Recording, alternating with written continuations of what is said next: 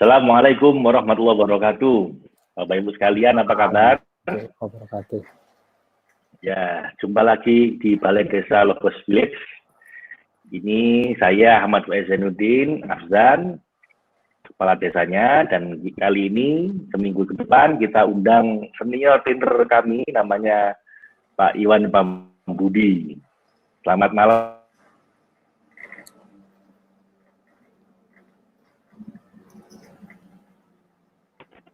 Assalamualaikum Pak Iwan.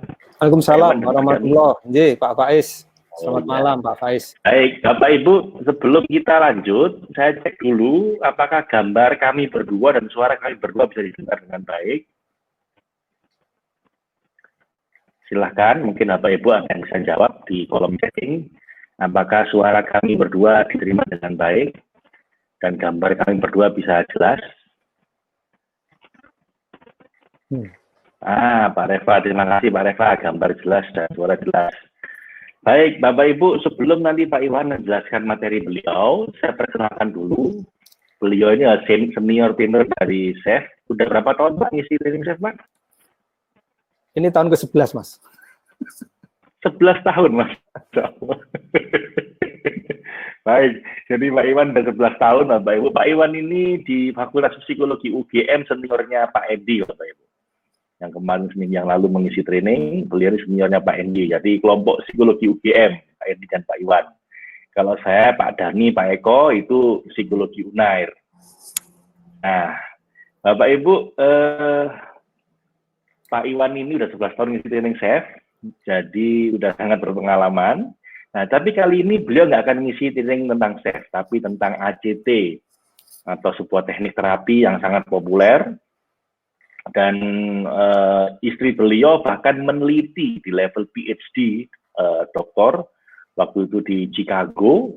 Saya juga ketemu beliau waktu itu di Chicago dan pakai teknik ACT ini ya Pak Ibu untuk merehabilitasi orang-orang yang bahkan sakit jiwa yang sampai dipasung begitu ya, begitu mereka keluar dari pasung itu direhabilitasi biar normal lagi pakai teknik ACT ini atau Acceptance and Commitment terapi.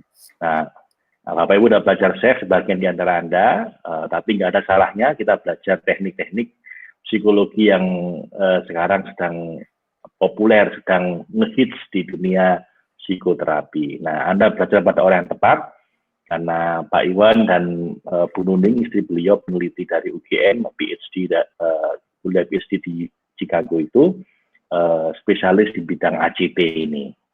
Nah, normalnya Bapak Ibu, ACT ini teknik yang mungkin agak berat disampaikannya ke mahasiswa psikologi, ke psikoterapis. Nah, tapi kali ini Pak Iwan dengan kesaktiannya akan mencoba menjelaskan di level ya kita-kita lah, para orang awam ini, termasuk saya dan Anda semua Bapak Ibu.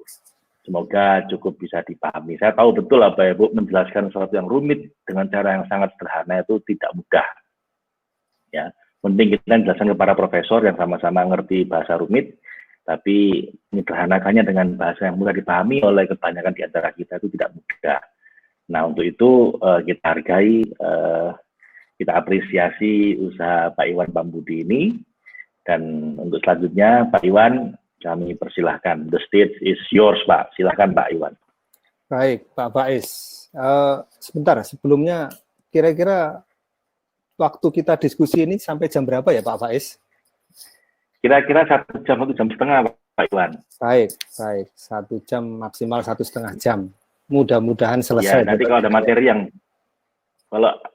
yang belum selesai Pak Iwan bisa dilanjutkan nanti hari Minggu. Baik. Jadi tidak harus selesai semua hari ini. Baik. Silahkan Pak. Baik, Bapak Ibu sekalian, Assalamualaikum warahmatullahi wabarakatuh. Salam jumpa lagi bagi yang sudah kenal, bagi yang belum kenal ya salam kenal begitu. Tadi disampaikan oleh Pak Faiz. Nama saya Iwan. Saya malu kalau dibilang senior oleh Pak Faiz karena pada dasarnya yang senior itu ya Pak Faiz itu sendiri. Untuk urusan chef saya ini jamaahnya Pak Faiz. mungkin lebih tepatnya dianggap tua kali ya, tua secara umur tapi tidak senior dalam ilmu gitu. Jadi kalau dibilang senior secara ilmu enggak, Bapak Ibu sekalian, saya masih sangat belajar khususnya tentang ek ini. Ek ini saya kenal ek ini kira-kira baru 3-4 tahun ini, belajar pertama dari istri saya, diskusi setiap kali beliau pulang ke Indonesia karena dia yang belajar langsung ek dan dia dipaksa oleh dosennya untuk praktek ek di klinik, menterapi dan memberikan konseling pasiennya. Saya beruntung ini Pak Faiz karena saya ini menjadi pemateri yang keempat dari 7 senior trainer, saya materi keempat, jadi saya itu penengah, orang yang di tengah. Kalau di Pendawa itu Panengah Pandowo, itu Harjuna, Bapak Ibu sekalian tahu Janoko. Saya merasa seperti ditempatkan sebagai Harjunanya Logos ini oleh Pak Kades. Mungkin dianggap yang paling halus, paling santun seperti Harjuna, atau mungkin juga paling ganteng. Saya masuk ke materi aja ya Pak Faiz ya. Silahkan Pak Iwan.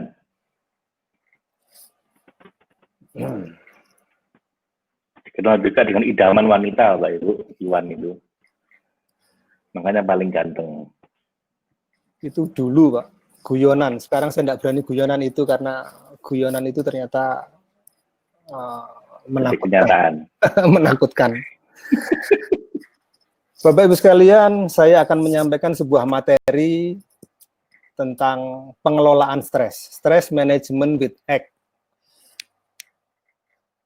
Dibacanya ACT walaupun tulisannya ACT, karena si Russ Harris, Anda lihat bukunya itu ada tulisannya Russ Harris. Russ Harris dan Stephen Hayes. Stephen Hayes itu penemu dan pengembang teknik ini. Kalau baca bukunya Stephen Hayes lebih rumit karena bahasanya sangat ilmiah. Sementara Russ Harris ini bukan penemu, bukan pengembang, tetapi sebagai trainer internasional yang tersertifikasi oleh Stephen Hayes. Dan dia menuliskannya dengan sangat sederhana, berbasiskan pengalaman-pengalaman dia. Makanya kalau Anda lihat di sebelah kiri atas, di situ ada tulisan An Easy to Read, Primer on Acceptance and Commitment Therapy. Jadi sebuah panduan utama yang mudah dibaca untuk mengenal Acceptance and Commitment Therapy. Saya akan memulai proses diskusi kita ini, Bapak Ibu sekalian, dengan sebuah pertanyaan yang Anda bisa refleksikan masing-masing ke dirinya. Apakah Bapak Ibu sekalian pernah merasa gelisah, sulit tidur, mudah tersinggung, sulit mengendalikan emosi, uring-uringan?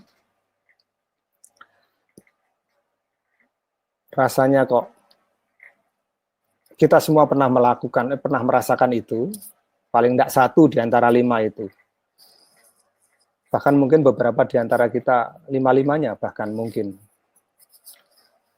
Nah, kalau kita pernah mengalami 1 di antara 5 itu, apalagi lebih dari 1, maka sesungguhnya itu adalah bagian dari ciri-ciri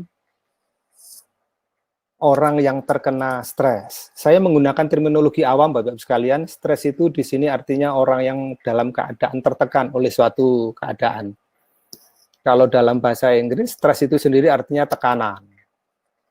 Orang yang tertekan namanya stres, pakai ed, tertekan. Nah, kondisi stres, kondisi tertekan itu tidak selalu memberikan dampak yang buruk. Kalau kondisi stres itu memberikan dampak yang tidak baik atau dampak yang mengganggu atau dampak buruk, maka kondisi itu disebut distres. Stres tidak selalu menjadi distres. Jadi ada yang namanya stresor, penyebabnya, kondisinya namanya stres, kemudian dampaknya ada yang distres, ada yang biasa-biasa saja, normal saja. Nah, saya akan menggunakan terminologi umum bahwa stres itu ya kondisi yang distres itu tadi, kondisi yang terganggu karena keadaan. Maka yang saya tawarkan adalah sebuah teknik bagaimana mengelola diri kita supaya tidak terganggu oleh kondisi yang mengganggu, supaya kita tidak distres walaupun situasinya stressful. Jadi kehidupan kita, problematika kita boleh stressful, boleh sesuatu yang menekan, tetapi mudah-mudahan kita termasuk orang-orang yang selamat dari kondisi itu, jadi tidak distres. Makanya saya sebutkan di sini mengelola stres dengan ACT. ACT hanya salah satu cara, Bapak Ibu sekalian, di dalam proses mengelola stres. Dan buku acuan saya adalah ACT Made Simple, ACT yang dilakukan dengan cara-cara yang sederhana. Ini kelebihannya si Russ Harris itu. Ini bedanya dengan Stephen Hayes, si penemu dan pengembangnya kalau nulis lebih rumit. Kenapa ACT ini penting? Kita tahu bahwa kita sedang dalam situasi pandemi yang bagi banyak orang ini menimbulkan stres tersendiri. Dan ketika orang stres seringkali merasa bahwa hidupnya tidak bermakna karena nggak bisa keluar rumah, beberapa orang bahkan terkena PHK, pekerjaan hilang, peluang-peluang penghasilan juga kemudian berkurang. Terus seharian 24 jam di rumah, dan kita sudah di rumah hampir 4 bulan ini, bagi beberapa orang kemudian merasa makna hidupnya jadi terganggu. Kalau sudah seperti itu, kemudian pikiran dan perasaannya jadi ruwet, jadi terbelenggu. Ujungnya kita tidak punya fleksibilitas mental. Nah, di ACT ini membantu kita supaya mempunyai hidup yang lebih bermakna dan kita tidak mudah terbelenggu oleh pikiran dan perasaan kita sendiri. Ujung dari ACT tujuannya adalah supaya kita punya fleksibilitas mental atau keluasan emosi. Itu the ultimate goal, tujuan yang paling ujung, tujuan yang paling inti dari ACT itu fleksibilitas mental, keluasan emosi. Karena pandemi tidak bisa dihindari, rasa sakit ini tak bisa dihindari, tapi rasa menderita itu merupakan pilihan buat kita semuanya. Untuk siapa ACT ini? Sebenarnya untuk siapa saja, Bapak-Ibu sekalian. Saya bagi jadi dua, nomor 1 dan nomor 2. Nomor 1 adalah bagi orang-orang yang punya masalah untuk bahagia. Rasanya kok sulit sekali hidup ini ya. Apa-apa mudah stres, apa-apa jadi merasa menderita. Dalam bahasa Inggris namanya urip rekoso gitu. Apapun jadi rekoso. Anda termasuk yang ini enggak? Yang merasa sulit bahagia, mudah stres, mudah menderita gitu. Kalau tidak, kemungkinan Anda masuk dalam kelompok kedua, kelompok yang cukup nyaman, cukup baik penyesuaian dirinya dan justru bermaksud untuk menolong orang lain. Nah, ACT ini bisa untuk menolong diri sendiri, bagi orang-orang yang merasa sulit bahagia tadi, yang nomor 1. ACT juga bisa digunakan untuk menolong orang lain, bagi kelompok nomor 2. Saya tidak tahu Anda termasuk yang mana. Nah, apakah Anda termasuk orang yang rekoso atau tidak? Kayaknya enggak. Enggak salah lagi maksud saya. Nah, bagi Anda yang masuk dalam kelompok yang kedua, apakah Anda termasuk kaum profesional? Kaum profesional itu tenaga kesehatan, nakes, coach, konselor, pelatih, social worker, psikolog, psikiater. Oh enggak Pak, saya ibu rumah tangga misalnya. Kalau Anda ibu rumah tangga, bisa jadi Anda adalah orang tua yang siap untuk membantu anak-anaknya. Membantu anak-anaknya untuk menjadi pribadi yang tangguh sekaligus fleksibel. Biasanya orang-orang yang tangguh kurang fleksibel, orang-orang yang fleksibel tidak tangguh. Orang-orang yang fleksibel itu mudah mengikuti arus, mudah terbawa arus, tapi biasanya juga tidak tangguh. Orang-orang yang tangguh biasanya cenderung kaku, tegar, tapi ya sulit menerima masukan. Nah, tools ini, teknik ini bisa digunakan bagi Anda orang tua yang bermaksud membangun anak-anaknya menjadi pribadi yang tangguh dan fleksibel. Kalau Bapak Ibu sekalian bukan termasuk profesional, bukan orang tua, ya kemungkinannya masuk yang ketiga, termasuk dalam kelompok remaja dan dewasa yang ingin belajar untuk membantu dirinya sendiri supaya tidak mudah tertekan dalam kehidupannya.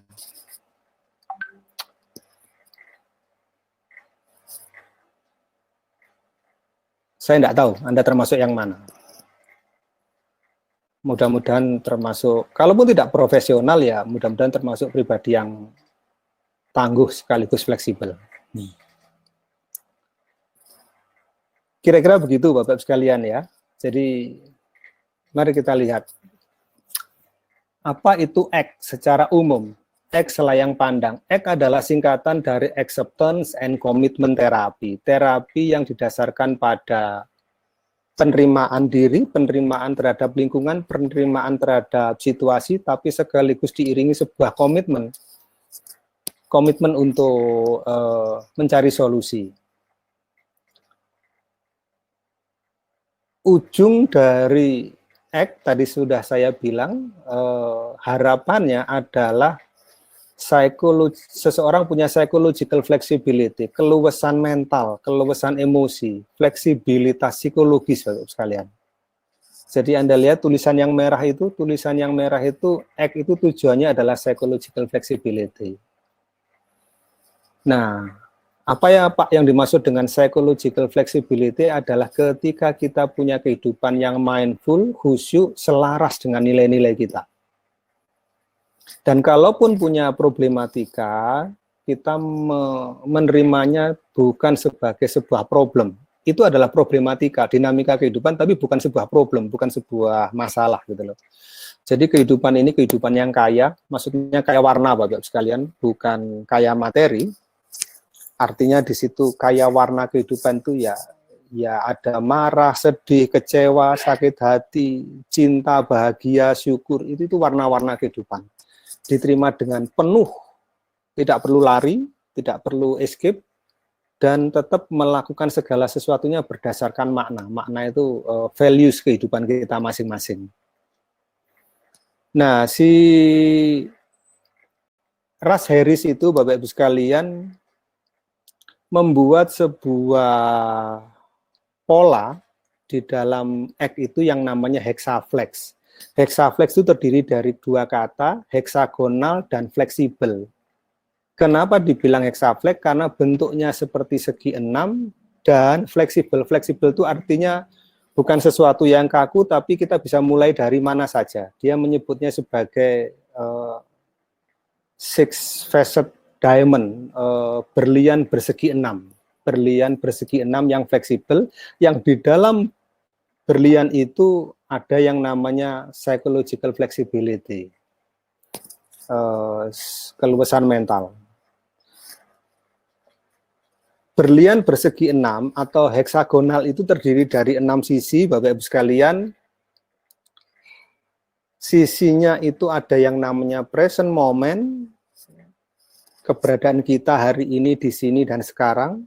Ada yang namanya diffusion. Mohon maaf saya harus gunakan bahasa aslinya, nanti akan saya jelaskan. Diffusion itu adalah melepaskan diri dari kelekatan kita terhadap problematika itu. Ada yang namanya acceptance. Acceptance itu penuh penerimaan, penerimaan diri, penerimaan situasi, penerimaan problematika. Kemudian ada yang namanya self as context, melihat diri kita itu sebagai konteks, bukan terlibat langsung dari problem itu. Jadi kayak kita nonton film begitu, kita melepaskan diri dari tokoh itu, walaupun di dalam film itu ada kita yang bermain di film itu. Ada segi yang melandaskan pada values, nilai-nilai kehidupan kita, dan yang terakhir adalah committed action, ada tindakan yang berkomitmen. Yang perlu saya sampaikan di sini, Bapak-Ibu sekalian, segi 6 ini fleksibel. Sekali lagi, segi 6 ini fleksibel, artinya kita bisa mulai dari mana saja. Kalaupun nanti saya jelaskan, mulai dari nomor 1 sampai nomor 6, mohon difahami bahwa itu bukan urutan. Itu hanya penomoran saja supaya kita paham dan tidak rancu antara yang pertama dengan yang kedua dan yang ketiga, dan seterusnya gitu. Tapi mohon dipahami bahwa ini bukan urutan, tapi itu adalah sebuah kesetaraan segi 6 gitu. Bentuknya seperti ini. Ini yang namanya Russ Harris, Bapak Ibu sekalian, orangnya masih muda, dia adalah international trainer dari ACT, dan dia di-endorse langsung oleh Stephen Hayes, penemu dan pengembang dari teknik ini. Kelebihan dari orang ini mampu menerjemahkan ACT dari Stephen Hayes menjadi lebih sederhana, lebih membumi. Mari kita lihat bahwa di situ core of the core, kata Pak Andul, di tengah dari berlian itu ada yang namanya psychological flexibility, keluasan mental, keluasan psikologis, keluasan emosional. Orang-orang yang sehat itu, kata Russ Harris, memiliki keluasan mental ketika berhadapan dengan dunianya.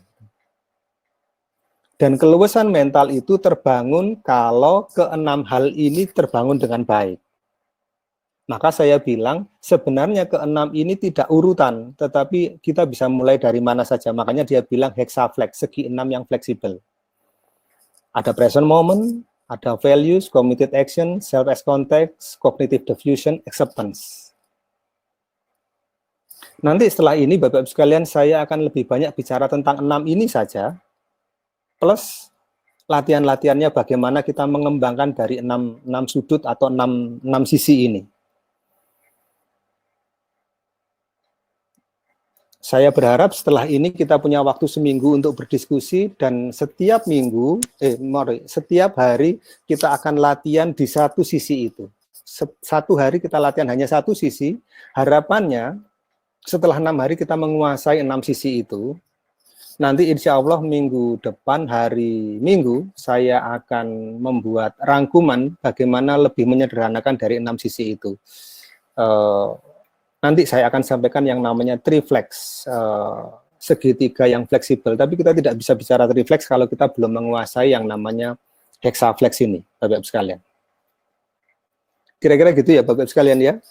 Gimana? Siap? Kita masuk lebih detail per aspek. Ada 6 aspek yang akan saya sampaikan, dan saya upayakan setiap aspek itu nanti terwakili melalui 2 slide.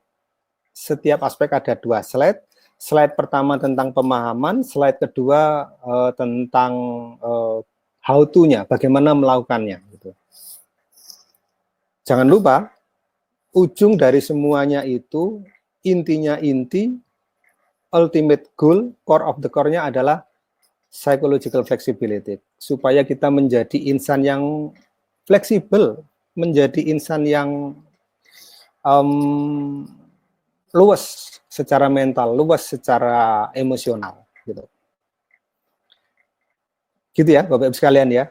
Mari kita masuk lebih detail satu persatu.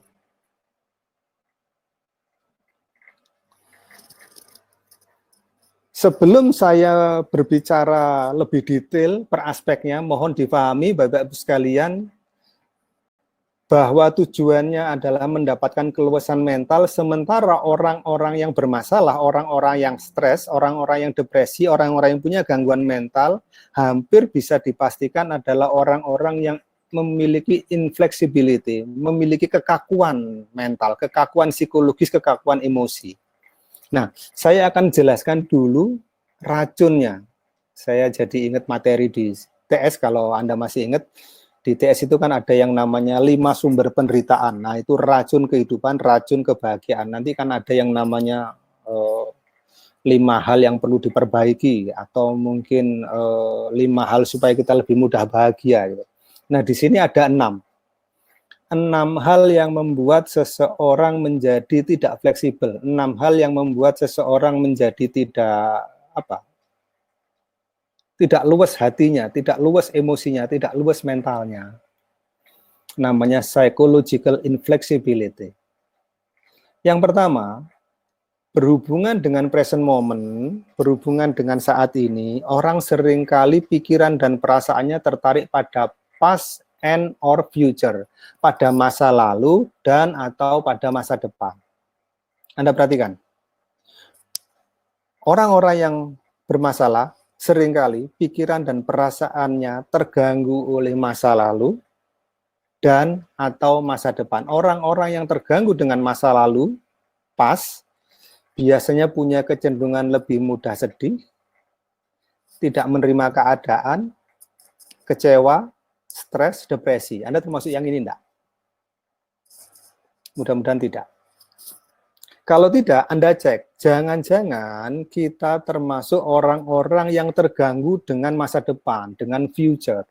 Orang-orang yang pikiran dan perasaannya terlalu terhubung, terikat, terpengaruh oleh future, oleh masa depan, maka dia punya kecenderungan lebih mudah khawatir, lebih mudah cemas, lebih mudah takut. Gitu. Jadi orang-orang yang fokusnya pada past, cenderung sedih, kecewa, tidak terima, stres, depresi. Orang-orang yang terganggu oleh future cenderung cemas, khawatir, dan takut. Ini bentuk penghambat dari X. Yang kedua, Anda lihat ke sebelah kanan atas di situ, values. Orang-orang yang bermasalah, orang-orang yang tidak fleksibel itu cenderung punya yang namanya lack of direction. Lack of direction itu tidak punya arah kehidupan, tidak punya fokus dalam hidupnya. Dia tidak tahu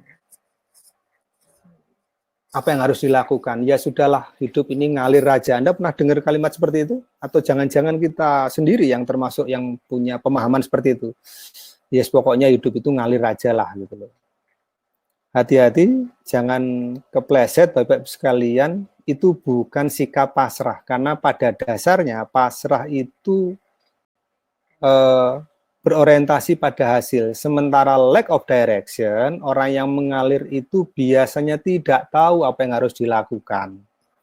Dua hal yang berbeda itu.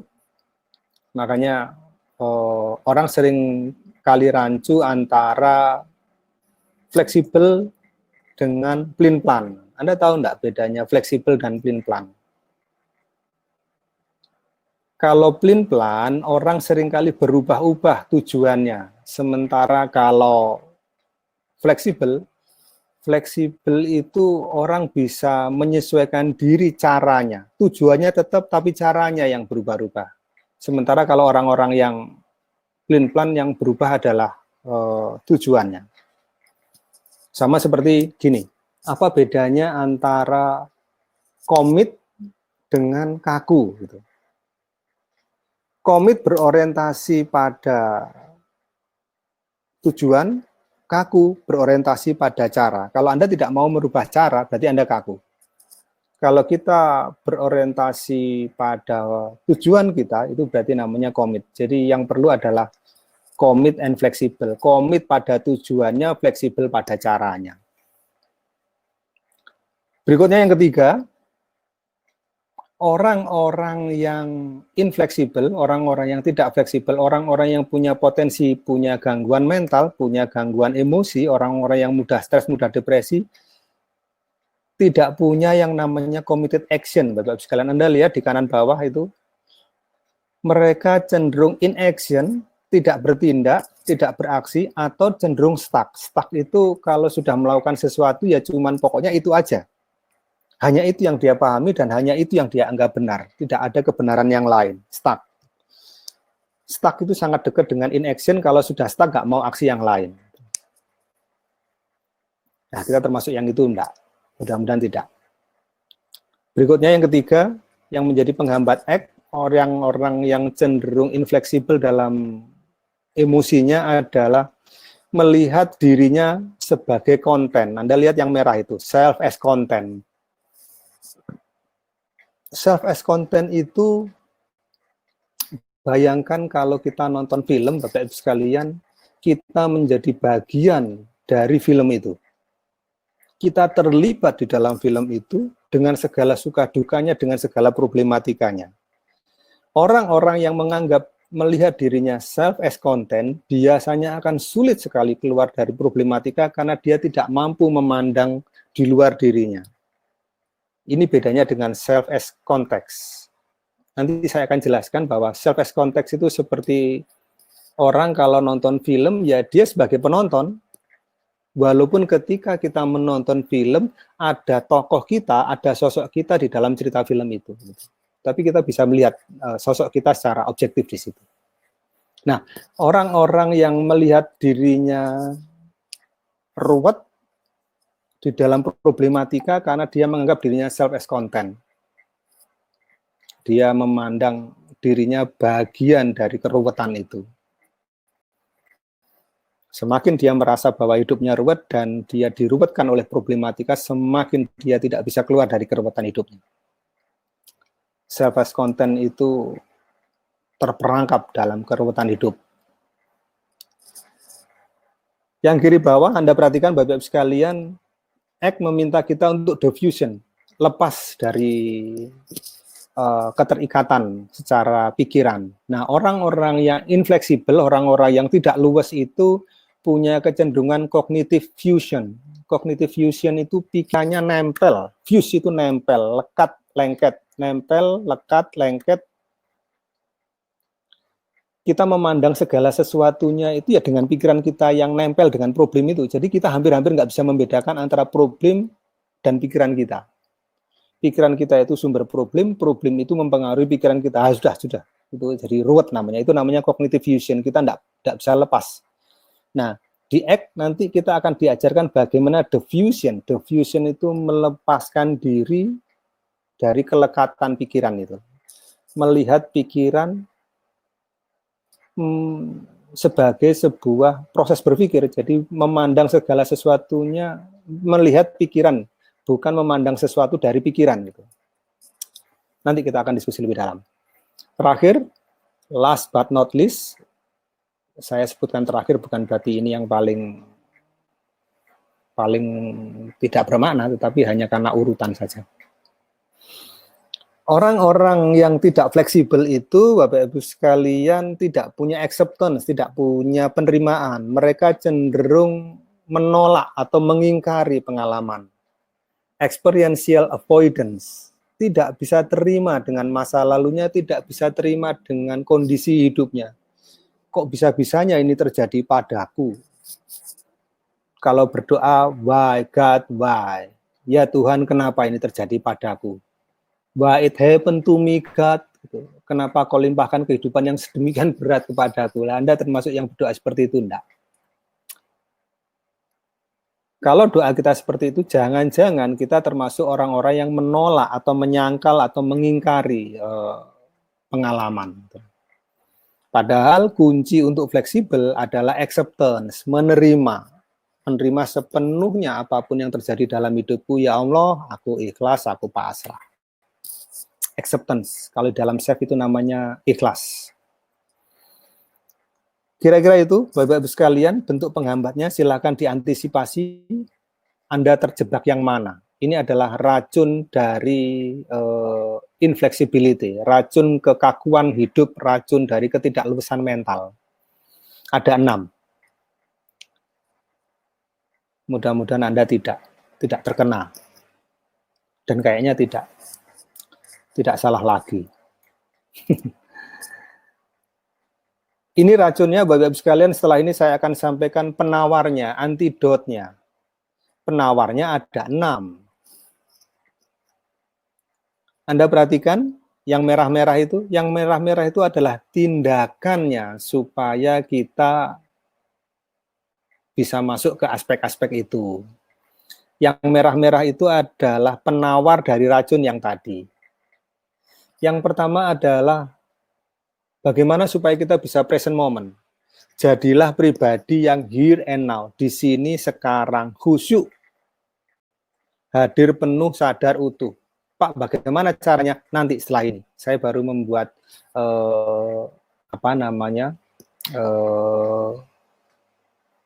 selayang pandang tentang tindakan atau aksi dari Eck. Values itu nilai-nilai. Pak, bagaimana supaya saya punya values? Know what's important. Ketahuilah apa yang paling penting dalam hidup kita. Value itu membuat kita mendasarkan segala pikiran, perasaan, dan perilaku kita. Menjadi landasan bagi perilaku kita. Jadi, ketahuilah apa yang paling penting dalam hidup ini. Apa yang kita anggap penting dalam hidup ini. Know what's important. Berikutnya, committed action. Committed action itu adalah tindakan yang berkomitmen. Pak, bagaimana caranya punya tindakan yang berkomitmen? Do what matters. Lakukan saja hal-hal yang memang bermakna. Dasarnya apa? Dasarnya values. Maka committed action ini menjadi sulit, Bapak Ibu sekalian, kalau kita sendiri tidak punya values. Values itu menjadi alasan kita di dalam bertindak. Values itu tahu apa yang kita anggap penting dalam hidup ini dan kemudian kita follow up, kita tindak lanjuti dengan aksi yang berkomitmen. Do what matters, lakukan hal-hal yang penting, hal-hal yang bermakna. Kalau enggak penting, kalau enggak bermakna, ya ngapain dilakukan itu, buang-buang waktu, mubadir tenaga, mubadir pikiran, mubadir waktu. Yang paling bawah, Anda lihat self as context. Sudut self as context bagaimana melakukannya notice. Ada yang menyatakannya notice, amati pikirannya, amati dirinya. Ada yang menyatakan bahwa untuk bisa melihat dirinya sebagai konteks itu ya pure awareness, kesadaran yang murni. Memandang dirinya sebagai, mampu menempatkan dirinya sebagai penonton dan melihat dirinya sebagai pemain. Jadi ada dua diri di situ, diri yang pemain dan diri yang penonton. Dan kita menempatkan diri sebagai penonton, menonton kita yang sedang bermain itu.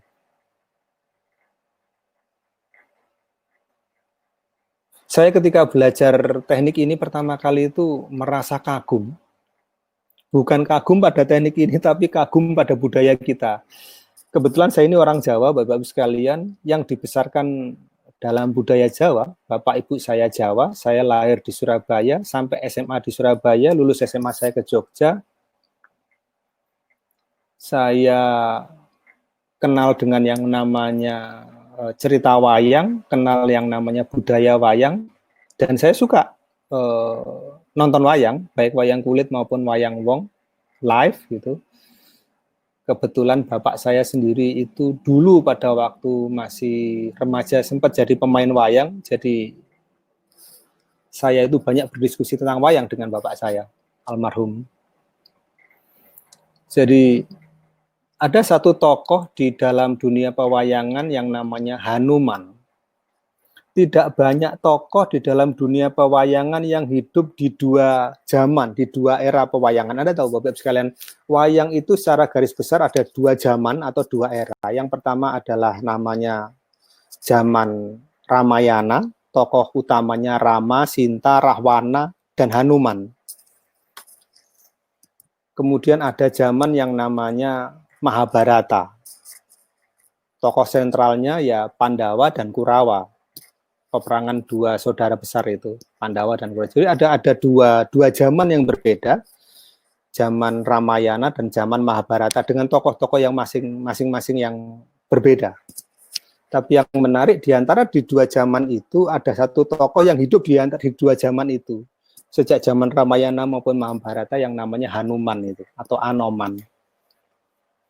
Si ketek putih. Kera putih itu. Kera putih keturunan dewa, wujudnya kera, tapi jiwanya ksatria dengan kesaktian seperti dewa.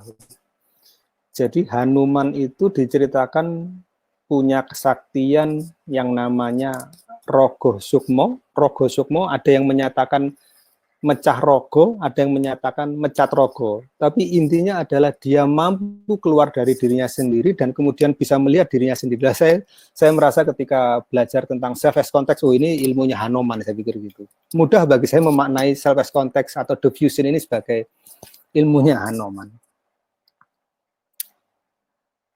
Saya lanjutkan, Bapak-Ibu sekalian. Saya kalau cerita wayang jadi kebablasan. Salah satu yang saya sedihkan ketika bapak saya meninggal ya itu ketika saya merasa bahwa saya tidak punya sosok di mana saya bisa berdiskusi tentang wayang. Berikutnya yang sebelah kiri itu diffusion.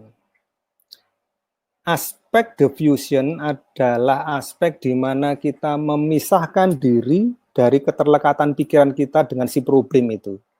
Pisahkan antara pikiran kita dengan problem. Jadikan pikiran kita itu sesuatu yang dipandang, sesuatu yang diamati, sesuatu yang diobservasi. Bukan alat untuk memandang, bukan alat untuk mengobservasi. Karena kalau kita memandang segala sesuatunya dari pikiran kita, seringkali kita confuse karena kita diffuse, karena kita confuse, kita bingung karena kita terlalu lekat dengan yang namanya problematika itu. Pak, tindakannya bagaimana supaya kita diffusion? Di situ dituliskan what you're thinking, perhatikan pikiran kita. Melihat pikiran sebagai sesuatu yang berjalan, bukan sesuatu yang bukan alat pandang. Pikiran bukan alat pandang, tetapi sesuatu yang dipandang. Nanti kita akan bicara lebih detail. Terakhir, Bapak-Ibu sekalian, open up. Open up ini adalah syarat supaya kita bisa menerima. Ya terbuka. Susah sekali kita bisa terima kalau kita tidak bisa membuka diri. Open up adalah tindakan supaya kita bisa menerima. Keterbukaan rasa, keterbukaan pikiran ini merupakan syarat untuk supaya kita bisa terima. Kira-kira sekilas seperti itu, Bapak-Ibu sekalian. Sebelum ini nanti saya semakin detail, saya cek kolom chat dulu, kira-kira apakah ada yang mau ditanyakan.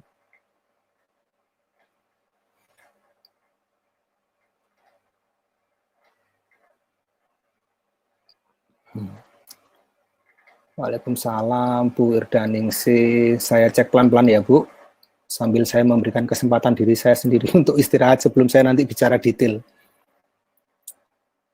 Pak Reva, Bu Istiqomah, sudah duduk manis, Bu Irdaningsih, 50 kota Provinsi Sumatera Barat. Alhamdulillah, Bu. Indra Yatin. Bu, Pak Fatoni Arif, sahabat saya dari Sidoarjo. Bu Rita Semarang, Bu Juju Malang. Baik. Nampaknya belum ada pertanyaan sampai sejauh ini ya.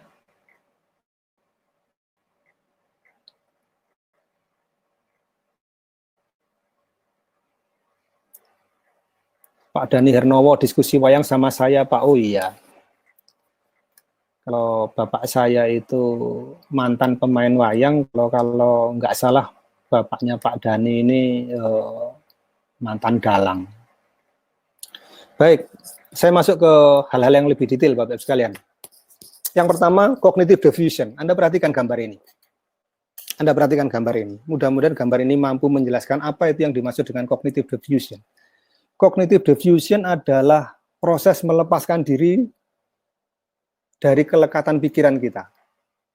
Anda lihat, itu adalah orang yang sama, yang satu wajahnya sedih, yang satu bisa tersenyum. Dia bisa tersenyum ketika melihat dirinya sedih. Ini yang menarik. Ini menarik. Karena seringkali orang tidak mampu lolos dari jebakan emosinya gara-gara dia fuse, dia lekat dengan pikirannya. Dia menganggap problem bagian dari hidupnya dan hidupnya penuh dengan problem. So, bagaimana caranya supaya kita diffuse? What you're thinking, yaitu perhatikan cara Anda berpikir. Begitu kita keluar, melepaskan diri dan mampu melihat diri kita akan lebih mudah tersenyum walaupun problemnya belum selesai. Ini yang menarik. Ini persis ilmunya si Anoman itu, melepaskan diri dari dirinya sendiri dan mengamati dirinya yang sedang masalah itu, yang sedang bermasalah itu. Keluar dari diri kita dan melihat diri kita yang sedang cemberut, yang dalam kondisi mewek itu. Bahkan belum menyelesaikan masalah pun ketika kita melihat diri kita mewek pun kita bisa tersenyum, Bu. Ini yang menarik. Mari kita lebih detail. Apa Pak yang dimaksud dengan diffusion atau cognitive diffusion? Maknanya adalah memisahkan diri atau berjarak dari pikiran kita. Biarkan pikiran kita datang dan pergi dan bukan terperangkap dalam pikiran kita. Ini yang rumit. Sekali lagi, izinkan kita untuk membiarkan pikiran itu datang dan pergi, come and go, dan bukan terperangkap dalam pikiran kita. Supaya apa? Supaya kita bisa melihat alam pikiran kita yang sesungguhnya. bahwa pikiran itu ya tidak lebih dan tidak kurang dari kata-kata dan gambar. Anda diam, dan kemudian Anda bayangkan, Anda niatkan keluar dari diri kita sendiri, dan kemudian Anda lihat apa yang sedang dipikirkan oleh si orang itu. Ini Iwan berniat untuk keluar dari Iwan, dan Iwan yang ini, Iwan yang satu ini memperhatikan Iwan yang di sini. Iwan yang di sini apa yang sedang dipikirkan? Kata si Ras Haris, kalau Anda perhatikan baik-baik, pikiran kita itu isinya kata-kata dan atau gambar. Ya sudah, biarin aja begitu. Baru kemudian kita respon, nanti kita respon berdasarkan values kita. Ada 3 ciri, Anda perhatikan, melihat ke pikiran, bukan melihat dari pikiran. Anda lihat, melihat ke pikiran. Kita lihat pikiran kita, bukan melihat dari pikiran kita. Yang kedua, cirinya adalah memperhatikan pikiran, bukan terperangkap di dalam pikiran. Yang ketiga, izinkan supaya pikiran itu datang dan pergi, dan bukan terperangkap, bukan bertahan pada pikiran itu. Orang-orang yang bermasalah itu sangat kaku, kekeh dalam mempertahankan pikirannya. Ya, jadi nggak heran kalau dia bermasalah. Kenapa? Karena semakin kita kaku, biasanya orang-orang di sekitar kita juga kaku kepada kita. Yang menarik Bapak-Ibu sekalian, semakin kita fleksibel, orang-orang di sekitar kita juga fleksibel pada kita. So, what you're thinking, perhatikan pikiran Anda.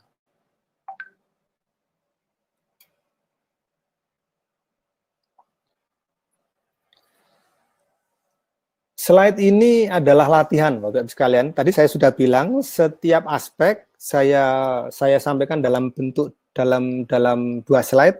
Slide pertama adalah pemahaman, penjelasan, slide kedua adalah latihan. Latihannya adalah what you're thinking, ambil satu peristiwa yang menyakitkan.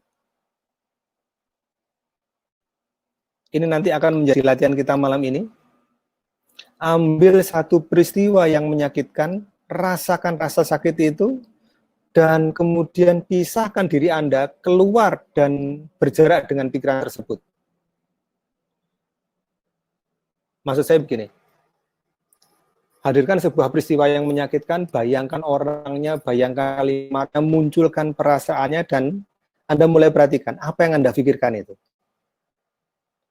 Anda merasa diri Anda sial, Anda merasa diri Anda tidak dihargai, Anda merasa bahwa orang-orang itu berlaku zalim pada Anda, tidak semestinya saya diperlakukan seperti ini.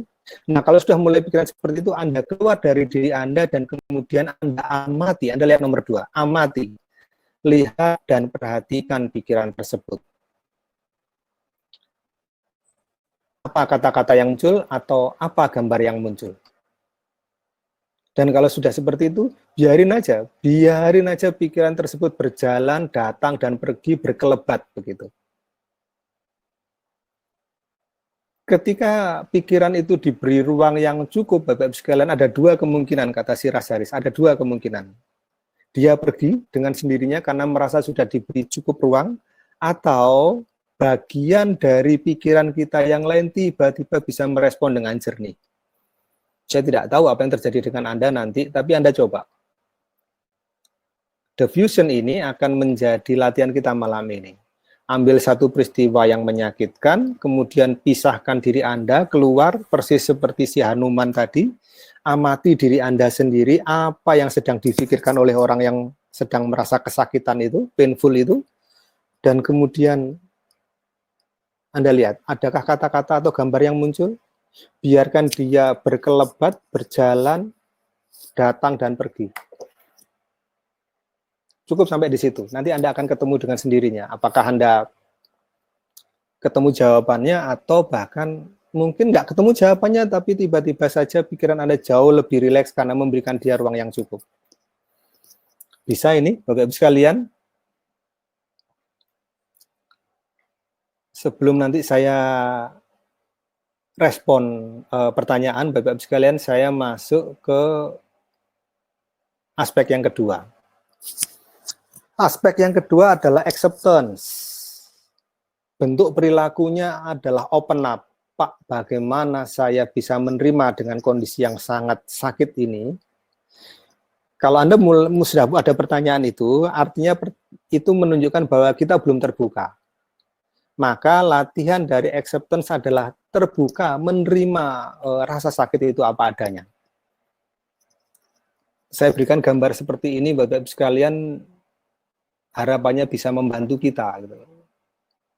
Kita tidak bisa accept, kita nggak bisa terima, accept, kalau kita tidak punya pikiran dan perasaan yang terbuka. Acceptance, yaitu mengizinkan pikiran dan perasaan kita sebagaimana adanya. Nggak peduli itu menyakitkan ataupun menyenangkan. Terbuka atas pikiran dan perasaan itu. Jangan dilawan, jangan ditolak, jangan diingkari, jangan dipungkiri. Biarkan saja pikiran tersebut, perasaan tersebut datang dan pergi secara alamiah. Tujuannya apa? Supaya kita punya pengalaman, supaya kita mampu merasakan pengalaman tersebut apa adanya, walaupun itu menyakitkan. Ada 5 hal penting, Bapak-Ibu sekalian, di dalam acceptance ini. Izinkan apapun itu ada. It exists, so biarkan itu eksis. Terbuka dan berikan ruang, bayangkan, berikan dia panggung atas rasa sakit itu. Bila mana perlu, perbesar panggungnya supaya dia bisa berekspresi lebih luas lagi, dan berikan izin pada perasaan itu sesuai dengan porsinya, nggak perlu berlebihan, nggak perlu ditekan. Jangan dilawan, jangan ditolak, jangan diingkari, dan kemudian berdamai atas perasaan itu. Pak, bagaimana latihannya? Ini latihannya.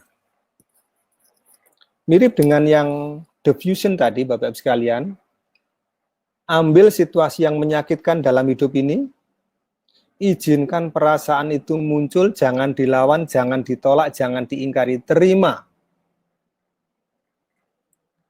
Dan berikan kesempatan perasaan tersebut berekspresi di atas panggung. Kalau Anda berani, perbesar panggung itu lebih besar lagi supaya dia lebih bisa ekspresif. Beri ruang kepada dia. Beri kesempatan bagi dia untuk mengekspresikan rasa sakitnya. Amati dan terima. Anda amati, Anda amati perasaan itu. Izinkan dia datang dan pergi secara alamiah. Acceptance ini mudah, Bapak-Ibu sekalian, kalau kita bisa melakukan diffusion.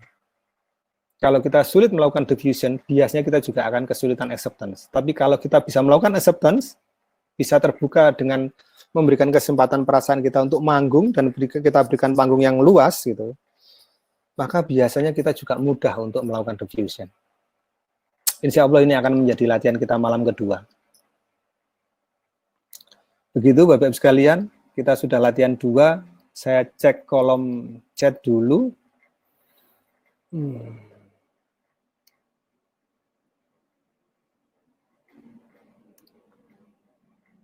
Untuk psychology flexibility values, prioritas yang terbaik itu seperti apa, Pak Fatoni Arif?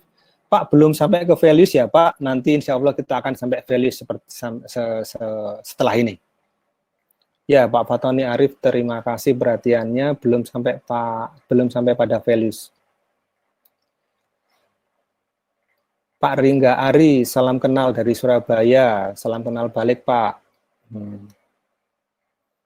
Pak Fardani, saya biasa mengetahui pikiran saya dengan cara menuliskannya. Apa cara itu termasuk diffusion? Ya, Pak, ini cara yang mudah. Anda tuliskan dulu apa yang ada di pikiran Anda dan kemudian Anda amati. Gitu. Anda amati kata-kata itu. Gitu. Nanti pada proses yang lebih lanjut, nggak perlu dituliskan pun Anda bisa mengamati pikiran Anda sendiri. Gitu.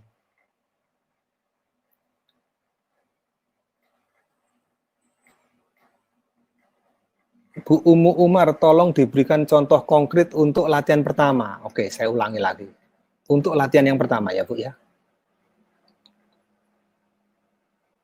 Ini konkretnya begini, Bapak-Ibu sekalian. Anda duduk diam. Anda hadirkan peristiwa yang menyakitkan. Satu saja, Bapak-Ibu sekalian, kalau Anda belum berani peristiwa yang besar, peristiwa yang kecil saja, apa itu mungkin pada waktu kuliah dipermalukan oleh dosen mungkin, atau pada waktu awal-awal rumah tangga dulu merasa malu dengan saudara karena tampaknya belum cukup kuat secara finansial, atau bahkan mungkin pernah bermasalah dengan atasan, atau pernah difitnah oleh rekan kerja mungkin, munculkan perasaan rasa stres, rasa tertekan, rasa sakit itu, diam sebentar Bapak-Ibu sekalian, kemudian niatkan, bayangkan Anda keluar dari diri Anda, dan kemudian diri Anda yang keluar ini Anda mengamati orang yang sedang duduk yang bermasalah ini. Ibu ini Ibu Umar. Lihat dan perhatikan pikiran orang ini. Apa yang sedang difikirkan tersebut? Ada enggak kata-kata yang muncul? Ada enggak gambar yang muncul? Ini setiap orang berbeda, Bu. Kadang-kadang gambarnya itu real, begitu. Gambar kejadian pada waktu itu. Ada juga yang muncul itu hanya gambar seperti lendir berwarna hitam, gitu. Ada juga yang seperti lingkaran yang panas membara berwarna kemerahan, juga ada seperti itu. Dan kemudian setelah Anda amati sampai pada taraf yang cukup, izinkan supaya dia berjalan, datang, dan pergi, berkelebat, dan berlalu lalang. Itu aja, Bu. Itu aja latihan. Ini supaya kita bisa mengamati pikiran kita sendiri. Kira-kira begitu ya, Bu. Mudah-mudahan bisa menjawab. Assalamualaikum, Coach. Pak Reva. Ya. Saya lanjutkan. Ini sudah... Masuk yang ketiga. Yang ketiga adalah present moment. Present moment itu adalah momentum di sini sekarang. Latihannya bagaimana, Pak? Latihannya atau tindakannya adalah be here and now. Selalu menghadirkan dirinya hari ini di sini sekarang. Bukan kemarin, bukan besok. Bukan tadi, bukan nanti. Be here and now. Bukan tadi, bukan nanti, bukan kemarin, bukan besok. Kalau Pak Faiz pernah menyatakan present moment itu hadir utuh, sadar penuh. Sepenuhnya sadar apa yang dilakukan dan sepenuhnya hadir atas apapun yang dilakukan. Mari kita lihat. Terhubung dengan momentum sekarang, contacting the present moment. Kalau Anda pernah dengar yang namanya mindfulness, being in the moment, being present, living in the now, itu semuanya sama, Bu. Kurang lebih sama. Sinonim dari mindfulness, being in the moment, being present, living in the now. Apa itu, Pak, yang namanya terhubung dengan present moment? Hadir secara mental, hadir secara psikologis, dan sadar apa yang sedang terjadi hari ini. Sadar penuh atas apa yang dialami, bukan tenggelam dalam jebakan pikiran. Jadi bisa membedakan antara dunia internal dan dunia eksternal, dunia psikologis dan dunia material. Bisa membedakan antara situasi dan reaksi. Reaksinya ada di sini, situasinya begitu. Walaupun sering kali kita punya pembenaran reaksi kita itu terjadi karena situasi seperti itu, padahal reaksi kita bisa kita kendalikan. Yang tidak bisa kita kendalikan adalah situasi. Ini sangat mendasar, Bapak-Ibu sekalian, sangat mendasar untuk pemahaman diri dan kesadaran diri. Ada seorang pemuda diceritakan ingin belajar khusyuk kepada seorang alim ulama. Dia sowan kepada alim ulama itu dengan tergopoh-gopoh, dengan terburu-buru datang kepada alim ulama itu. Wahai orang alim, ajari aku supaya aku bisa beribadah dengan khusyuk. Karena hidupku sangat ruwet, aku ingin bisa beribadah menyembah Tuhanku dengan khusyuk. Ya, baik pemuda. Apakah kamu datang ke sini tadi melewati anak tangga di depan rumahku tadi? Oh iya, tentu saja. Aku tadi melewati anak tangga di depan tadi. Kamu lihat enggak? Ada berapa anak tangga? Kata si alim ulama itu. Oh, enggak. Coba kamu lihat deh, ada berapa anak tangga? Si pemuda itu keluar dan kemudian menghitung ada berapa anak tangga. Selesai dia balik lagi. Wahai alim ulama, aku tahu sekarang. Rumahmu itu anak tangganya ada 9. Oh ya? Ya. Anak tangga keberapa yang cuil lantainya? Pertanyaannya berubah lagi. Waduh, aku nggak lihat.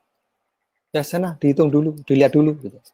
Si pemuda itu keluar lagi dan dia hitung dan dia perhatikan, oh ternyata yang cuil adalah lantai anak tangga ke lantai di anak tangga ketiga.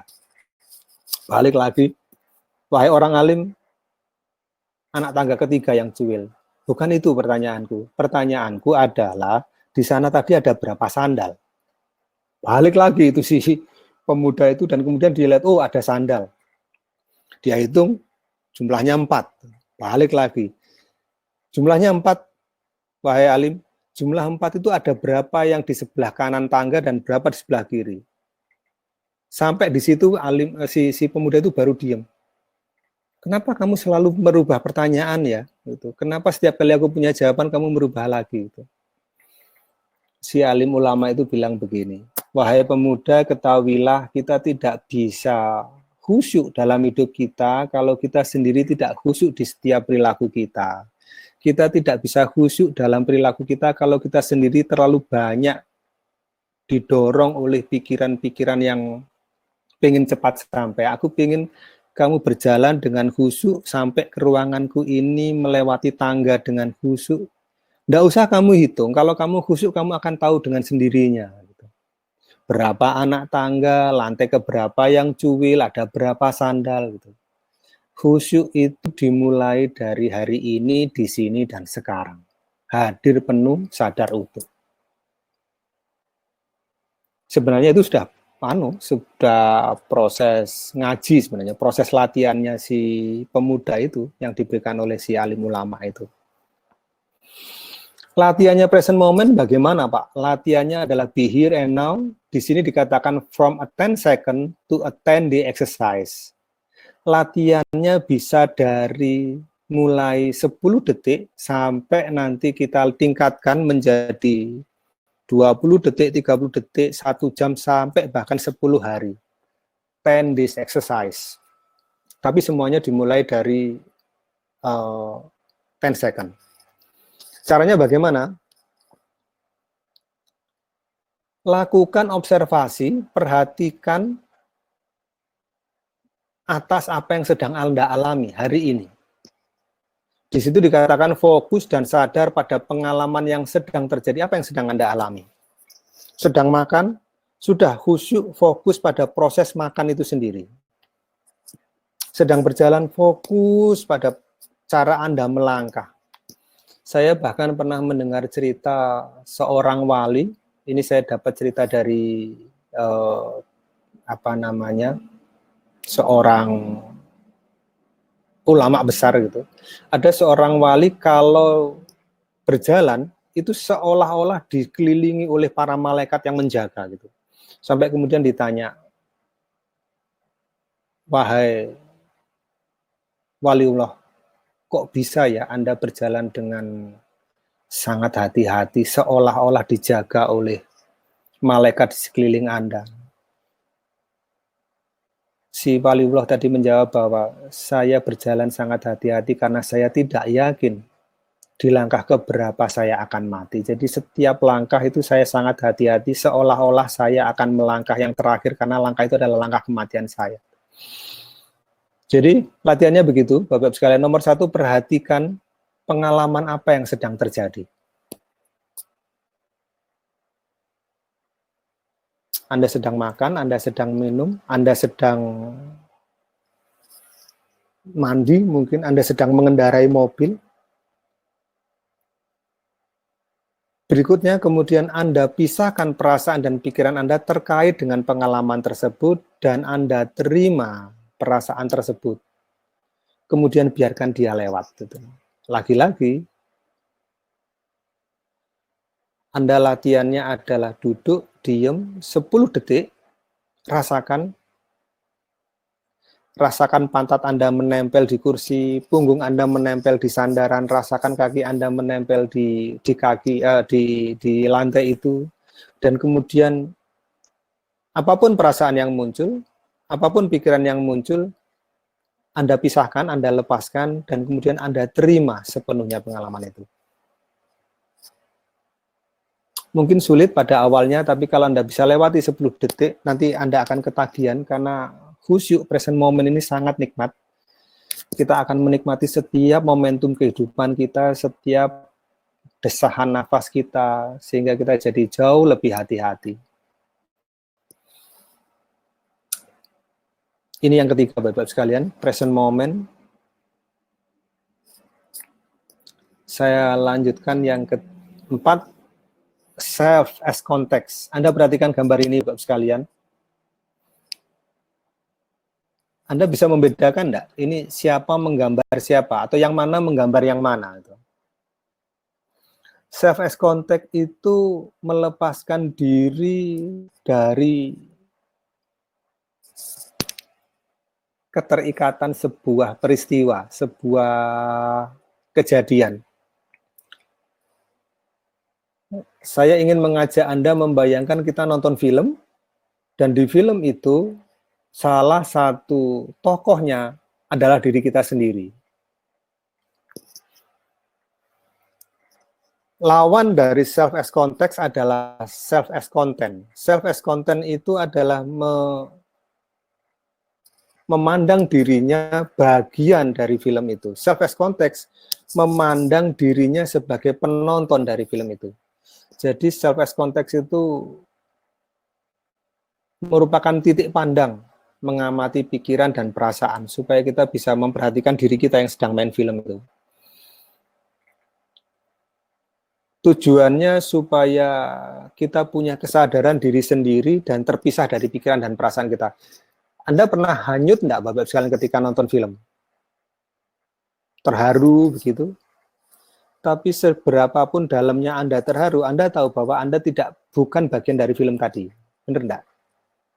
Atau yang paling gampang itu ya nonton film perang.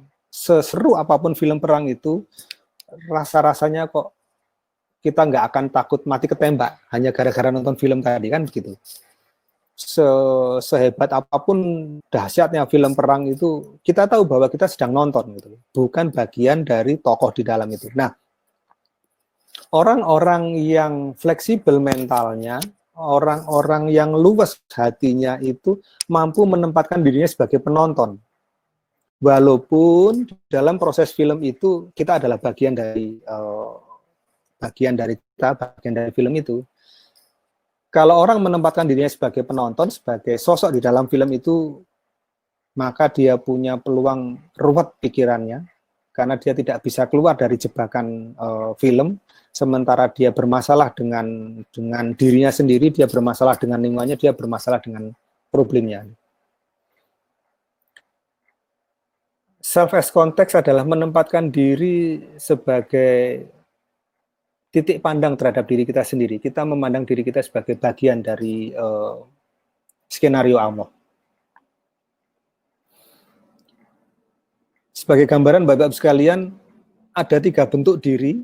Yang pertama adalah conceptualize self, konsep diri. Konsep diri itu ya pikiran kita, kepercayaan kita, fakta, gambaran, penilaian kita, hasil internalisasi kita selama ini dari kecil hingga dewasa, itu namanya konsep diri. Kenangan-kenangan di masa lalu, gitu. Apapun yang membentuk kita, penilaian orang terhadap kita, itu namanya konsep diri. Yang kedua ada yang namanya self-awareness, kesadaran diri. Kesadaran diri adalah kemampuan memperhatikan pengalaman sehubungan dengan hari ini. Ini berhubungan dengan present moment. Yang ketiga adalah self as context. Konteks diri ini ya kita punya kemampuan untuk memandang diri kita sebagai sosok tadi. Nah, di dalam act kemampuan orang melepaskan diri, diffusion, melepaskan pikiran, dan kemudian memandang dirinya, ini sangat dekat. Self-as context ini sangat dekat dengan diffusion tadi, Bapak-Ibu sekalian. Kalau diffusion itu memisahkan pikiran, kalau self-as context ini menonton diri kita. Belum kita menyelesaikan problem kita, bahkan dengan melepaskan diri itu saja, biasanya problem kita jadi terasa jauh lebih ringan. Latihannya bagaimana, Pak? Diam selama 30 detik. Diam selama 30 detik, diam-diam dengarkan apa yang dikatakan oleh pikiran kita. Lagi-lagi, niatkan untuk mendengarkan, bukan berpikir. Dan kalaupun pikiran kita berhenti, Bapak-Ibu sekalian tetap mendengarkan sampai pikiran itu jalan lagi. Nah, prosesnya adalah punya kesadaran murni, memperhatikan diri kita sendiri. Sebenarnya apa sih yang dipikirkan Iwan? Gitu. Duduk, diem, Anda perhatikan baik-baik apa yang muncul di sini. Dan apapun itu, jangan dilawan, jangan ditolak, jangan diingkari, jangan dipungkiri. Dengarkan saja dia ngomong apa. Pahami cara berpikirnya. Bahkan ketika cara berpikirnya keliru, Anda sadar bahwa Anda cara berpikirnya keliru pun jangan dikoreksi saat itu. Pahami saja. Pak, kapan ngoreksinya? Nanti setelah ini. Nanti setelah ini. Tetap mendengar, dan jangan ikut-ikutan berpikir, jangan ikut-ikutan mengkoreksi. Gitu. Dengerin saja sampai dia merasa cukup didengarkan. Kalaupun dia berhenti, diemin saja, nanti dia akan ngomong lagi. Gitu ya, Bu ya. Sudah sampai 4, saya akan cek pertanyaan lagi.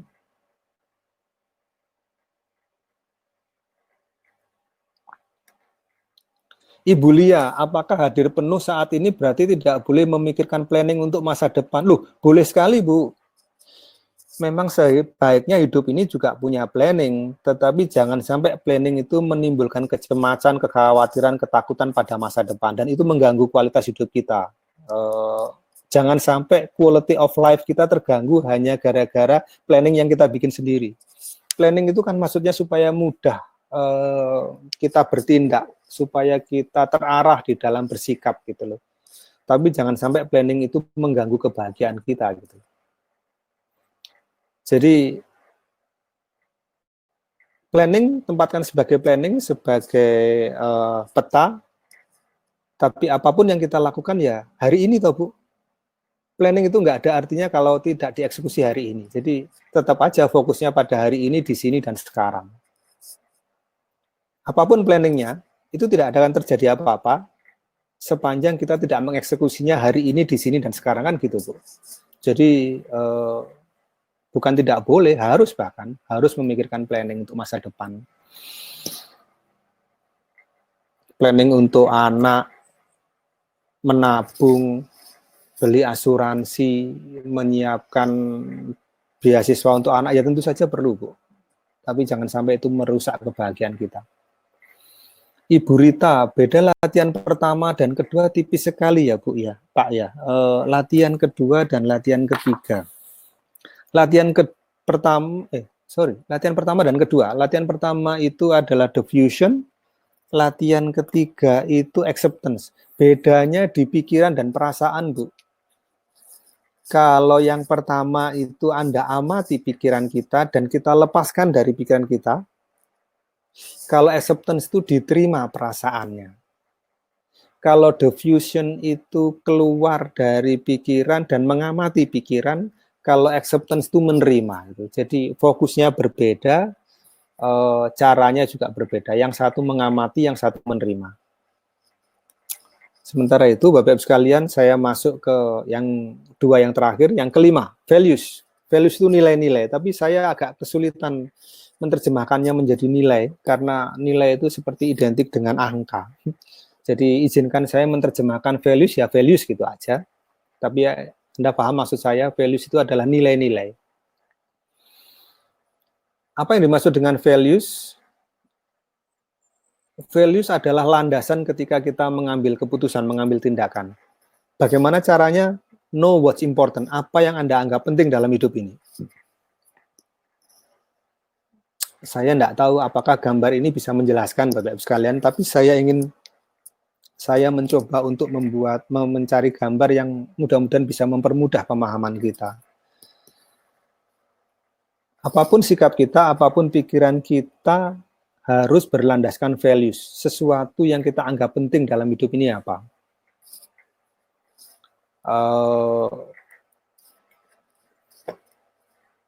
Izinkan saya cerita tentang lagi-lagi tentang almarhum bapak saya. Bapak saya itu seorang sales, Bapak Ibu sekalian, sales dari door to door, kemana-mana dengan sepeda kumbang, sepeda kebo, dan saya tahu betul karena saya masih ingat itu kalau saya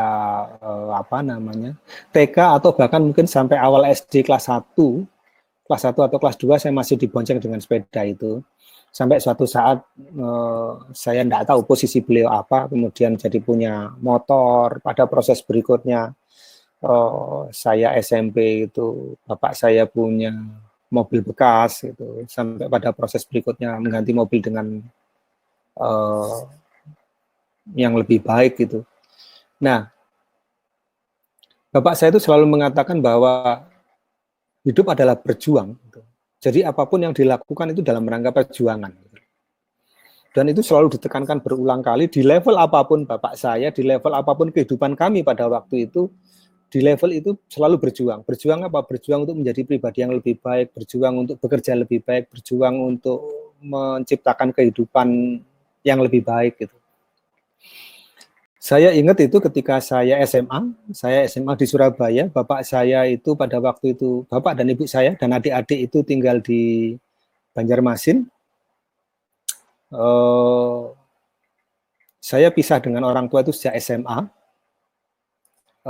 Saya bilang pada waktu itu ke bapak saya, Pak, aku pengen motor ya, karena sekolah saya di Wijaya Kusuma.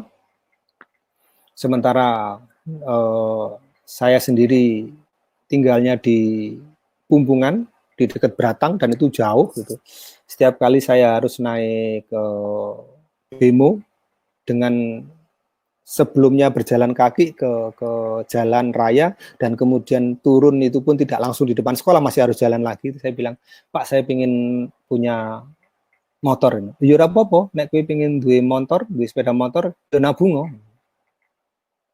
Engko mampumu duitmu piro, ya engko tak tambahin, nanti saya tambahin gitu. Jadi bahkan ketika saya SMA yang menurut saya bapak saya itu mestinya mampu membelikan saya motor second gitu, mestinya mampu karena pada waktu itu bapak saya juga sudah punya mobil gitu. Tapi saya enggak mau. Bapak bilang ya hidup ini harus berjuang. Aku iso kok motor tapi aku ra gelem. Saya enggak mau belikan kamu motor kalau kamu sendiri tidak berjuang. Jadi ya nabung ose sampai kemudian punya uang tertentu, kemudian saya ditambahin. Dan itu benar-benar terjadi, Bapak-Ibu sekalian. Jadi dari uang saku saya tahan diri saya, makan saya kelola. Kalaupun saya main sama teman-teman, ya gimana caranya supaya saya tetap punya sisa uang bulanan, dan kemudian seingat saya punya uang 130.000 kalau nggak salah, 130 atau 120.000, kemudian saya ditambahi 2 kali lipat oleh bapak saya, jadi uang saya itu 260 pada waktu itu jadi motor bebek. Nah, ini yang saya bilang values. Values Anda apa, Bapak sekalian? Apa yang Anda anggap penting dalam hidup ini? Values adalah hal apa yang ingin Anda lakukan dalam hidup ini. Bertindak atas nama apa Anda hidup ini.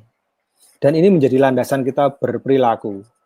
Tanyakan pada diri sendiri, di hati yang paling dalam, di lubuk yang paling dalam, kita ini ingin menjalani hidup yang seperti apa. Values itu langkah yang paling mendasar dalam membangun kehidupan yang bermakna. Karena kalau nggak punya values, kita akan kesulitan ketika melakukan langkah ke-6, committed action.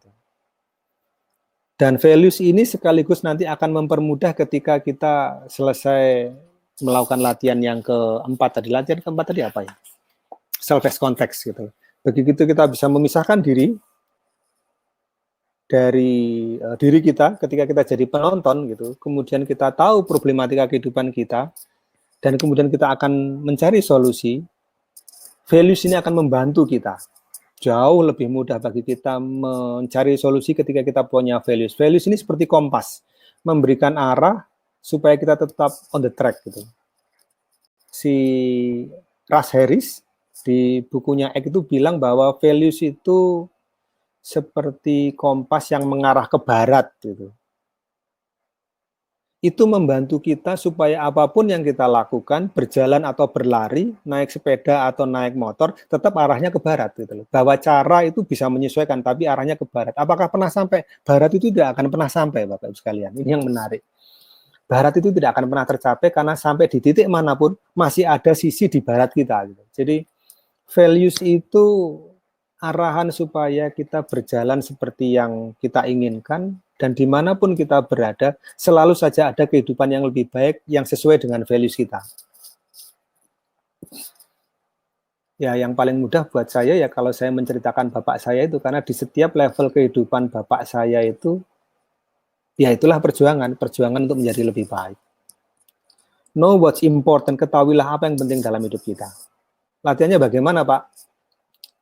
Latihannya ada dua. Satu, tanyakan pada diri sendiri, apa yang paling penting dalam hidup ini. Dasarnya apa? Bisa kualitas dan kekuatan pribadi kita. Bisa juga apa yang ingin kita gunakan dalam menjalani hidup ini secara optimal itu. Apa sih kelebihan saya, kekuatan saya, kehebatan saya yang paling optimal yang saya bisa gunakan dalam capai hidup ini. Itu yang pertama, tanyakan pada diri sendiri. Atau yang kedua, refleksikan kapan kita bersentuhan dengan values kita dan rasanya bagaimana.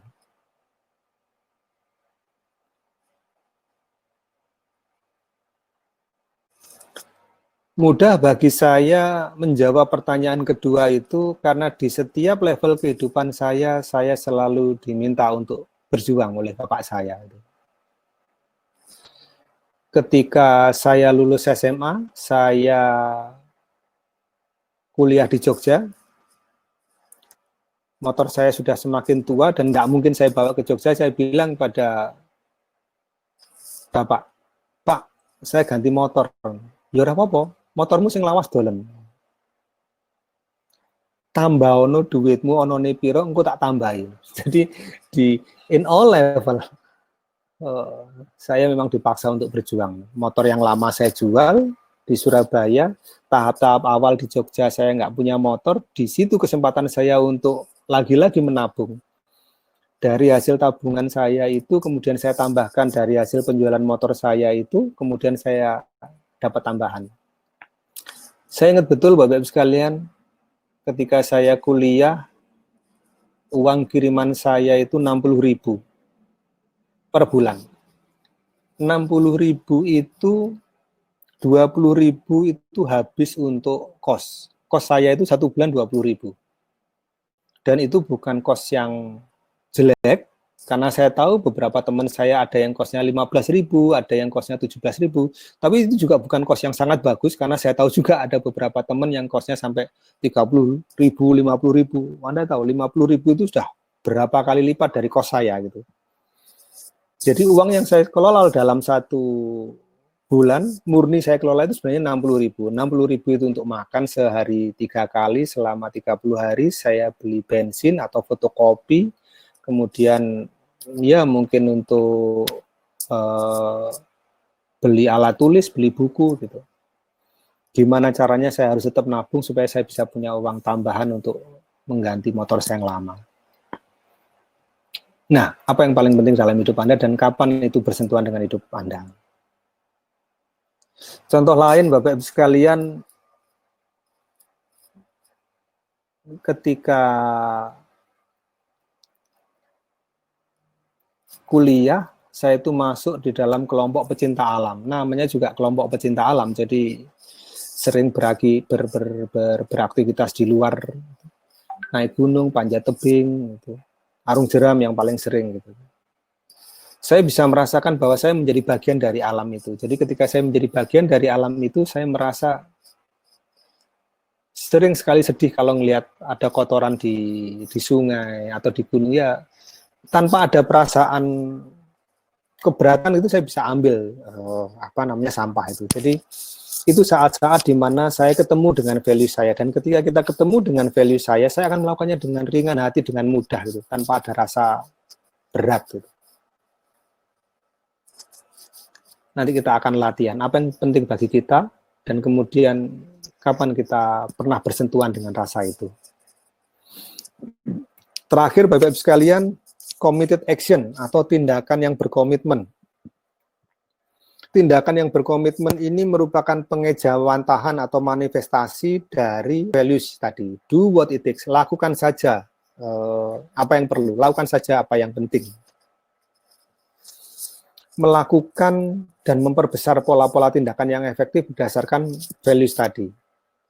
Gunakan values dalam merancang tujuan dan kemudian lakukan tindakan-tindakan yang rinci. Langkahnya ada 4, Bapak-Ibu sekalian. Bagian mana dari hidup kita yang ingin kita improve, yang ingin kita perbaiki, dan kemudian kita tentukan values apa yang kita gunakan untuk merubah hidup itu.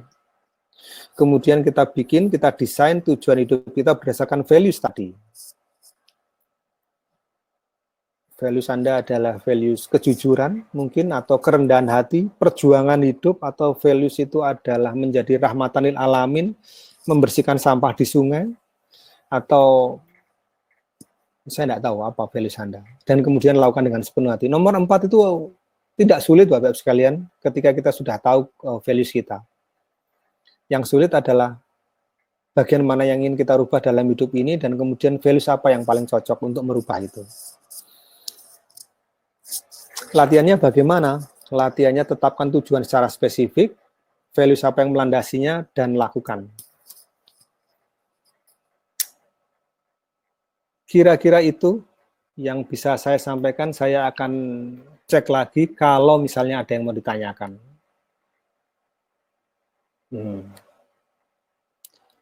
Saya akan cek pelan. Pak Suryo, selamat ketemu kembali. Pak Iwan, ya Pak Suryo, selamat ketemu kembali. Beliau ini peserta,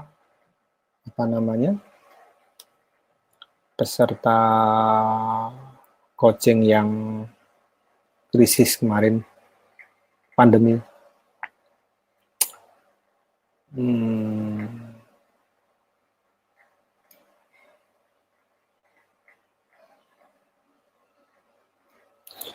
Pak Fatoni Arif, mudah-mudahan terjawab ya Pak ya.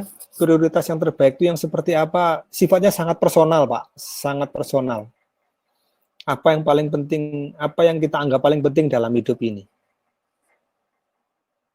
Kalau kita punya values, kita diam sebentar, kita tahu values dalam hidup kita apa. Bukan satu ya Pak ya, tapi kita punya beberapa. Dalam pekerjaan values kita ini, values dalam pekerjaan saya yang penting adalah kejujuran. Saya tidak mau melakukan apapun yang terjadi tanpa landasan kejujuran, misalnya seperti itu. Values dalam berumah tangga adalah kehangatan dan kasih sayang misalnya. Yang mana kehangatan dan kasih sayang itu tidak bisa kita lakukan kalau kita di pekerjaan, misalnya gitu Pak Arif, Pak Fatoni.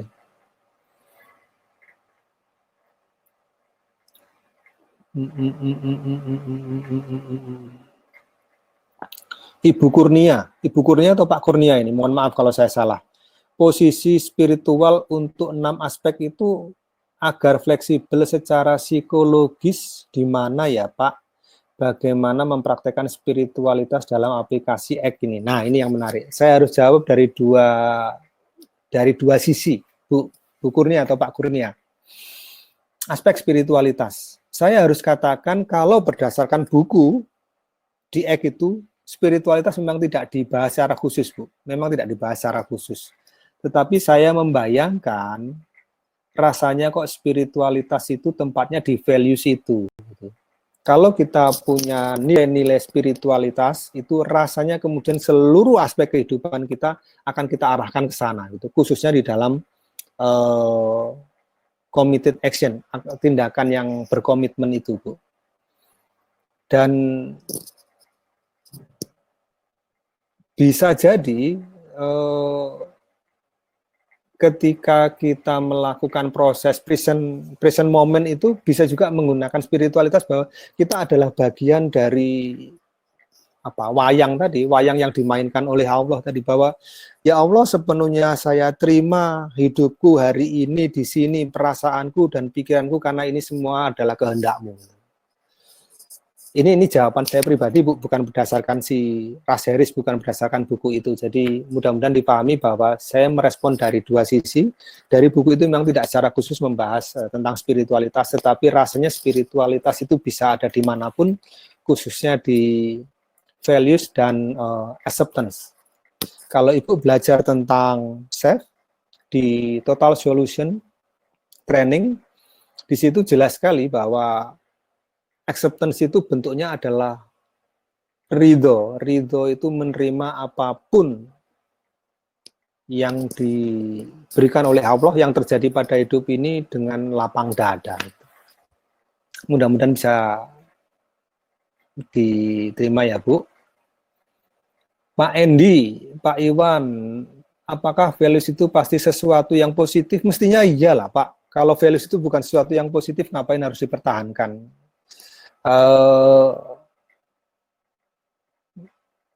Bagi Bapak Ibu sekalian yang pernah belajar self di Total Solution, di situ dikatakan yang namanya logos, Bu. Logos itu sendiri adalah values, loving God, blessing others, self improvement. Lakukan segala sesuatunya dengan 3 pertanyaan. Apakah kalau ini saya lakukan membuat saya semakin mendekatkan diri pada Allah dan Allah semakin dekat dengan saya? Kalau seandainya tidak, gimana? Berikan pertanyaan kedua, apakah kalau ini saya lakukan memberikan dampak yang baik buat orang-orang di sekitar saya, blessing others? Kalau tidak, bagaimana? Kalau tidak, tanyakan pertanyaan yang ketiga, apakah kalau ini saya lakukan membuat diri saya menjadi lebih baik? Kalau ada satu aktivitas yang tidak membuat kita semakin mendekat pada Allah, tidak bermanfaat bagi orang lain, bahkan tidak membuat diri kita menjadi pribadi yang lebih baik, ya sudah, nggak usah, ngapain gitu. Jadi sederhananya, apakah values itu sesuatu yang positif? Mestinya kok iya. Kalau enggak, ya ngapain? Kira-kira gitu. Pak Endi. Adakah yang lain, Bapak Ibu sekalian? Kita sudah 1,5 jam. 1 jam 30 detik kalau di tempat saya. Di jam saya 9.38.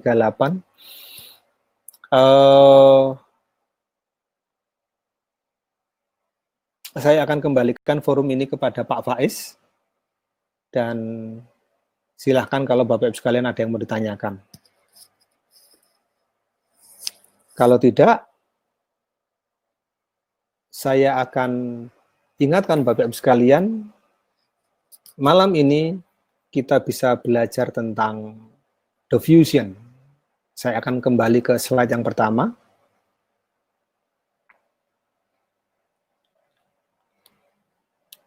Insya Allah besok siang Bapak Ibu sekalian saya akan bahas tentang diffusion lebih detail. PR-nya adalah diffusion, home fun, bukan PR.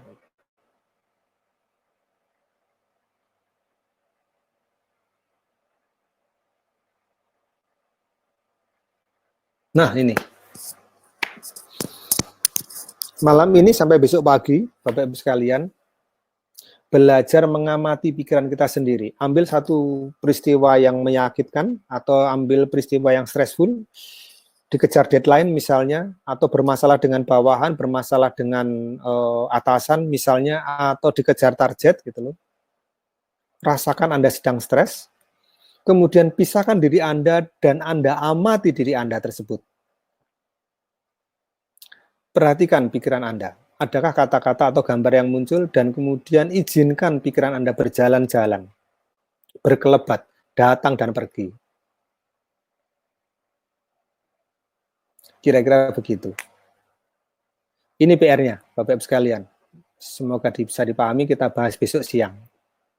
Saya cek pertanyaan lagi.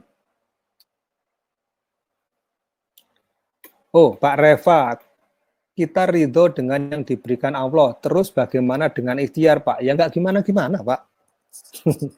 Pak Reva ini kadang-kadang ya lucu. Bapak Ibu sekalian jangan salah sangka saya dan Pak Reva ini kadang-kadang guyonannya agak kebangetan. Jadi ngomongin tentang ridho, itu kita berbicara tentang acceptance. Masih ingat Bapak Ibu sekalian, ujung dari tujuan ACT ini adalah fleksibilitas mental, keluasan emosi. Kita nggak bisa luas kalau kita nggak ridho, kalau kita nggak punya acceptance gitu loh. Jadi acceptance dulu. Terus bagaimana dengan ikhtiarnya? Ikhtiarnya berdasarkan dari values kita lakukan habis-habisan. Makanya dikatakan committed action, Pak. Jadi dua hal yang berbeda, yang satu menerima apapun yang terjadi sekarang, dan untuk solusinya kita habis-habisan, committed action. Jadi hubungan mereka rasanya baik-baik saja, Pak, dan ini saling mendukung. Nah, masalahnya committed action menjadi sulit dilakukan kalau kita sendiri tidak bisa terima gitu loh. Kalau kita tidak terima, kita sulit untuk committed action. Kenapa? Karena kita punya kecenderungan untuk merubah peristiwa itu. Karena kita tidak terima. Kalau kita bisa terima, akan mudah bagi kita untuk committed action. Kita habis-habisan. Kenapa? Karena ya peristiwanya apapun, baik, buruk, benar, salah, apapun yang terjadi, ya sudah, saya akan lakukan yang terbaik. Berdasarkan apa? Berdasarkan value saya. Kira-kira itu, Pak Reva. Ibu Lia, apakah terlalu sering pegang gadget menghambat kita untuk bisa hadir hari ini? Jawabannya iya dan tidak, Bu. Sepanjang Ibu pegang gadget dengan niat secara khusus, dalam rangka urusan pekerjaan, dalam rangka ada sesuatu yang memang itu baik buat kita, dan Anda sadari itu,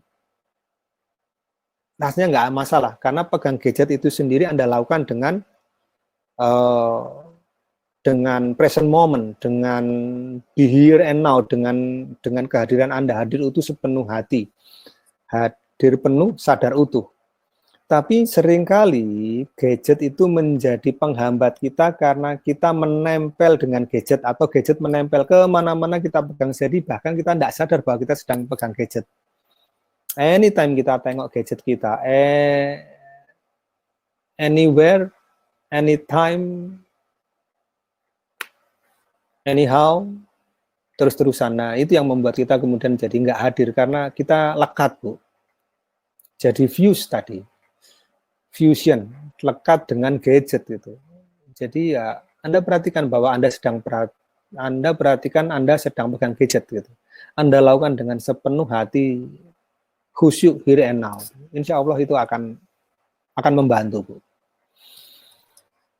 Bu Lia, kira-kira begitu. Semoga bisa menjawab Bu Lia, Pak Reva, Pak Endi, Bu Kurnia atau Pak Kurnia, Bu Rita,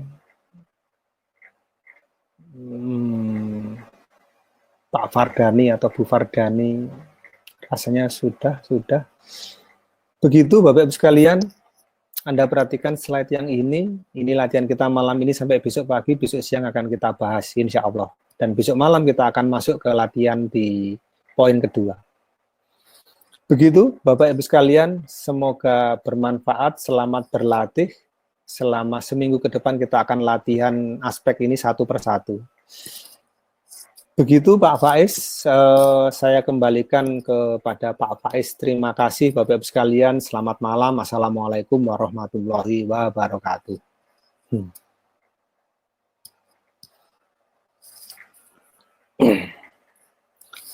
Pak Faiz, silakan.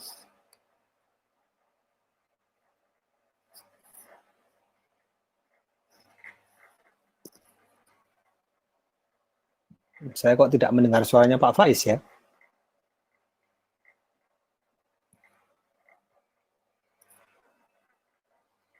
Pak Faiz?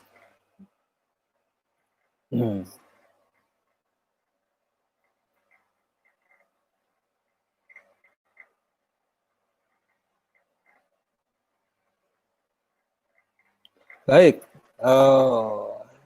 kayaknya Pak Faiz punya masalah dengan sinyal atau mungkin bermasalah dengan audio. Baik, kira-kira begitu. Bapak-Ibu sekalian, selamat berlatih. Sampai ketemu hari Minggu. Dan insya Allah besok siang kita ketemu di WA Group membahas tentang latihan yang pertama. Terima kasih. Semoga bermanfaat. Selamat malam, selamat istirahat. Assalamualaikum warahmatullahi wabarakatuh.